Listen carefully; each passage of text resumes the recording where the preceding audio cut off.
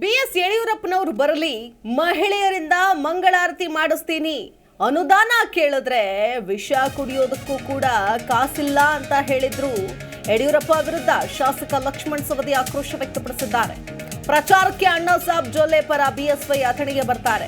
ಅಥಣಿಗೆ ಬಂದಾಗ ಮಹಿಳೆಯರಿಂದ ಮಂಗಳಾರತಿ ಮಾಡಿಸ್ತೀನಿ. ಈ ಹಿಂದೊಮ್ಮೆ ಬಿಎಸ್ ಯಡಿಯೂರಪ್ಪ ಅಥಣಿಗೆ ಬಂದಾಗ ಮಂಗಳಾರತಿ ಮಾಡಿದ್ದಾರೆ.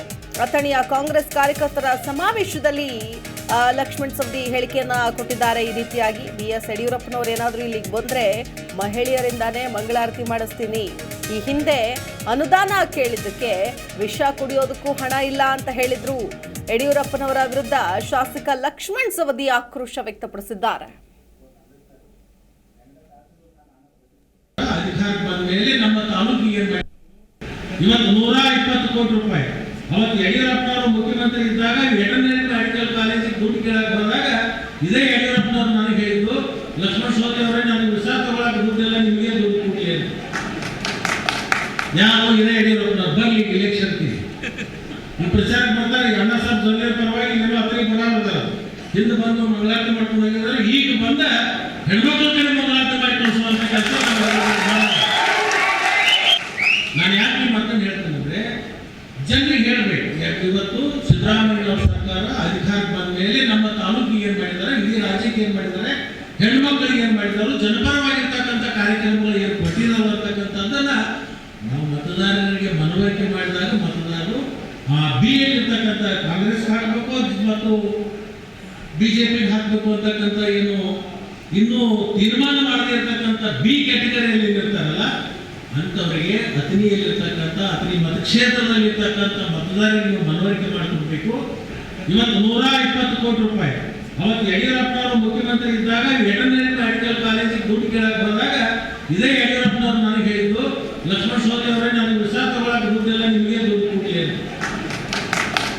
ಯಾರು ಇದೇ ಯಡಿಯೂರಪ್ಪನವ್ರು ಬರ್ಲಿ ಎಲೆಕ್ಷನ್ ಈ ಪ್ರಚಾರ ಮಾಡ್ತಾರೆ. ಈಗ ಅಣ್ಣಾ ಸಾಬ್ ಜೊಲ್ಲೆ ಪರವಾಗಿ ನೀವು ಅತ್ತರಿಗೆ ಬರೋದಾರ ಹಿಂದೆ ಬಂದು ಮಂಗಳಾರತಿ ಮಾಡ್ಕೊಂಡು ಹೋಗಿದ್ದಾರೆ. ಈಗ ಬಂದ ಹೆಣ್ಮಕ್ಳ ಕಡೆ ಮಂಗಳಾರತಿ ಮಾಡಿ ಕಳಿಸುವಂತ ಕೆಲಸ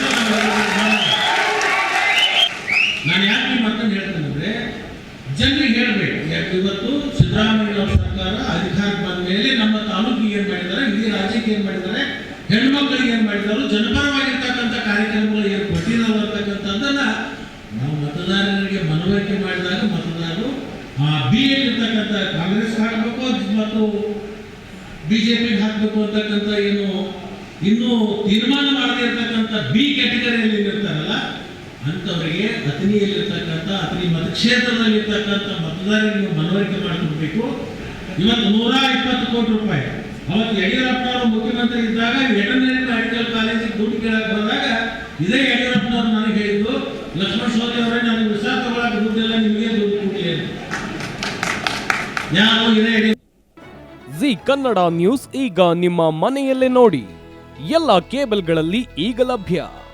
ಸನ್ Direct 292, Jio TV 1334, U digital 162, City Cable 51, GTPL 17, Abhishek cables 821, Rock Line telecommunication 51, Shri Basaveshwara number 60, Vinayaka digital number 53, in digital number 896ರಲ್ಲಿ.